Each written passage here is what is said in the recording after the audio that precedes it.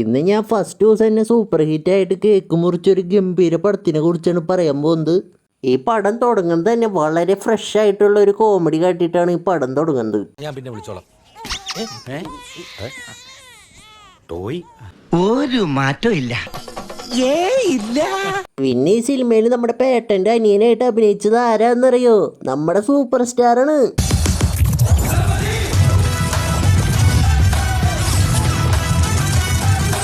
പിന്നെ ഈ സിനിമയിൽ നമ്മുടെ പേട്ടൻ്റെ അനിയന്മാരൊക്കെ കല്യാണം കഴിച്ച് പിള്ളേരായി ഗൈസ്. പിന്നെ ഒരു ദിവസം വീട്ടിലേക്ക് ഒരാൾ വന്നിട്ട് പേട്ടൻ്റെ അനിയനോട് എന്താ ജോലി എന്ന് ചോദിക്കും. അപ്പം നമ്മുടെ പേട്ടനൊരു ഡബിൾ മീനിങ് ചളി അടിക്കും. എന്നാ പണി? അങ്ങനെയൊന്നുമില്ല, ഇതൊക്കെ തന്നെ കൃഷി.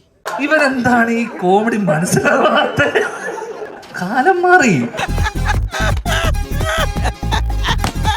പിന്നെ ഒരു ദിവസം നമ്മുടെ ധ്യാൻ ചേട്ടൻ പെണ്ണ് കാണാൻ പോകും. അങ്ങനെ അത് സെറ്റാവും. എന്നിട്ട് പിന്നെ നമ്മുടെ പേട്ടനും ഇക്കും കൂടി കല്യാണക്കുറി കൊടുക്കാൻ ഒരു വീട്ടിലേക്ക് പോവും. അപ്പോൾ അവിടെ ആൾക്കാരുണ്ടാവില്ല. എന്നിട്ട് അവിടെ ഒരു ക്യാമറ ഉണ്ടാവും. എന്നിട്ട് ഇവർ കല്യാണക്കുറി വെച്ച് പോവാണ്ട് അവിടെ ഇരുന്ന് കോമാളിത്തരം കാണിക്കും.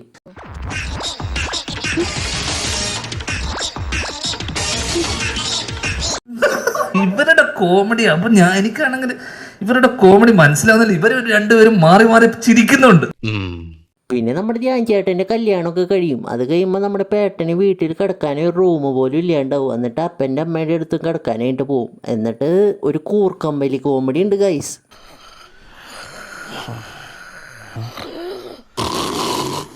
ഇനി കുറച്ചു അങ്ങോട്ട് നോക്കി ചിരിച്ചേ, കുറച്ചു ഇങ്ങോട്ട് പോയി ചിരിച്ചേ. ഈ സിനിമയിൽ നമ്മുടെ പേട്ടൻ്റെ ജോലി എന്നിട്ടാന്ന് വെച്ചിട്ടുണ്ടെങ്കിൽ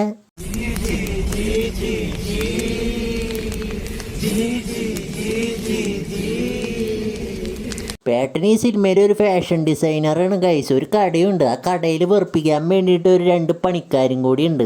എങ്ങനെയുണ്ട്? എല്ലാരും ചിരിച്ചോ? ഞാൻ ചിരിക്കാൻ വേണ്ടിയാ ഡ്രസ് ഇട്ടെ. എല്ലാരും ചിരിച്ചില്ലേ? പിന്നെ പേട്ടൻ്റെ കടയിൽ ഒരു ചേച്ചി ഉണ്ട്. ആ ചേച്ചിക്ക് ഒരു ഹോട്ടലുണ്ട്. ആ ഹോട്ടലിൽ വന്ന് ഫുഡ് കഴിക്കുന്ന ആൾക്കാരെ വെറുപ്പിക്കുന്നതാണ് ആ ചേച്ചിയുടെ ഹോബി. നിനക്കൊന്ന് ഉച്ച കഴിഞ്ഞ് ക്ലാസ് ഇല്ലേ? സ്ട്രൈക്കാ. പിന്നെന്തിനാ എവിടെ കിടന്ന് കറങ്ങുന്നേ? വീട്ടിൽ പോകാൻ മേലേ?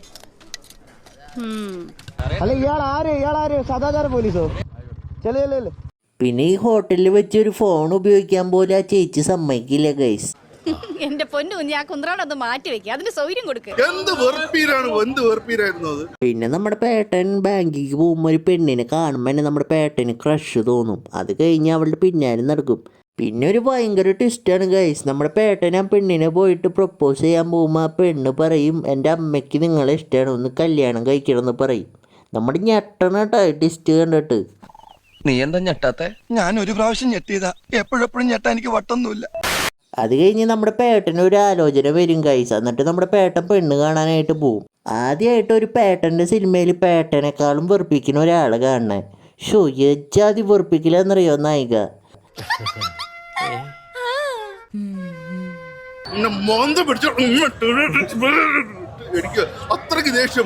പിന്നെ നമ്മുടെ വെറുപ്പിക്കൽ ചേച്ചി ഒരു വ്ളോഗറാണ് ഗൈസ്. അതിനകത്തൊരു പഴമുണ്ട്, അടുത്ത് വായിക്കുത്തി കേട്ടോണ്ട്. നിങ്ങൾക്ക് പയ്യനെ കാണണ്ടേ? എന്താ സംശയം? ഞാൻ തന്നെ പയ്യനാ. എത്ര കൊല്ലം മുമ്പ് ഉപ്പ് സത്യാഗ്രഹത്തിന്റെ ഫോട്ടോയിൽ ഗാന്ധിജിയോടെ ഇയാളെ കണ്ടിട്ടല്ലോ. ഇവളിങ്ങനെ പോവാണെങ്കിൽ മിക്കവാറും നമ്മുടെ മന്ദാനയ്ക്ക് ഒരു കോമ്പറ്റീഷൻ ആവാനായിട്ട് സാധ്യതയുണ്ട്. പിന്നെ നമ്മുടെ പേട്ടന് ഓവർ ആക്ടിങ് ചേച്ചിയായിട്ടുള്ള കല്യാണം കഴിയും. കല്യാണം കഴിഞ്ഞതിന് ശേഷം പിന്നെ വ്ളോഗിങ് അവരാതാണ് ഗൈസ്. നമ്മുടെ പേട്ടനെ നമ്മുടെ വെറുപ്പിക്കൽ ചേച്ചി എടുത്തിട്ട് വെള്ളത്തേക്ക് ചാടും. പിന്നെ നമ്മുടെ പേട്ടനെ കുഞ്ഞുവാവയാക്കിയിട്ട് മേക്കപ്പ് ചെയ്തിട്ട് വ്ളോഗ് ചെയ്ത് വെറുപ്പിക്കും ഗൈസ്. അവര് തമ്മിൽ കോമ്പറ്റീഷൻ അല്ലേ? അവരിൽ ആരാണ് കൂടുതൽ ബോറന്ന് കണ്ടുപിടിക്കാനുള്ള ശ്രമത്തില്ല. പിന്നെ നമ്മുടെ വെറുപ്പിക്കൽ ചേച്ചി നമ്മുടെ പേട്ടനെ ജെട്ടി കാട്ടിയിട്ടൊക്കെ വ്ളോഗൊക്കെ കാണിക്കും. എൻ്റെ പൊന്ന് ഗൈസ്, ഇതൊക്കെ എങ്ങനെ സഹിക്കാം. പിന്നെ നമ്മുടെ പേട്ടൻ വാള് വെക്കുന്നതെടുത്ത് വ്ളോഗൊക്കെ കേൾക്കും. ഇതൊക്കെ ആരെ കാണാം ഗൈസ്.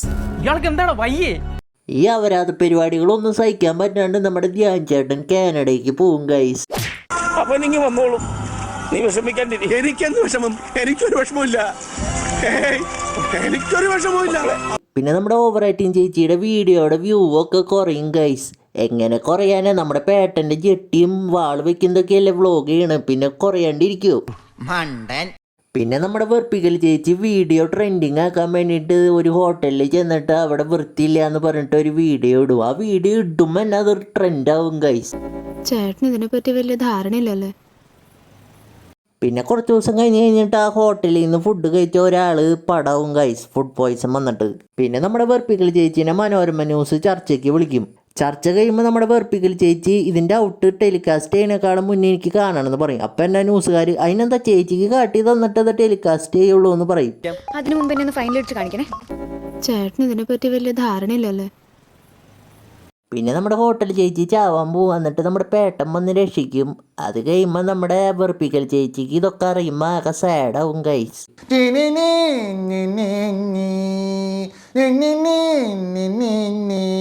പിന്നെ നമ്മുടെ വെറുപ്പിക്കൽ ചേച്ചി വ്ളോഗൊക്കെ നിർത്തി ഒരു കുടുംബിനി ആവാൻ തീരുമാനിക്കും ഗൈസ്. പിന്നെ ഇതൊരു നന്മ യൂണിവേഴ്സായ കാരണം ആ ഹോട്ടൽ ചേച്ചീനെ വെറുതെ വിടും ഗൈസ്. പിന്നെ നമ്മുടെ പേട്ടനും വെറുപ്പിക്കൽ ചേച്ചീനും ബിഗ് ബോസിൽ എടുത്തു എന്ന് പറഞ്ഞ് പടം കഴിയും. ഇത് ബിഗ് ബോസ് സീസൺ 7 എന്നാണ് വിളിക്കുന്നത്. ഈ വരുന്ന സീസണിലേക്ക് കപ്പിൾ എൻട്രി നിങ്ങൾ രണ്ടുപേരും ഷോർട്ട് ലിസ്റ്റ് ചെയ്തിട്ടുണ്ട്.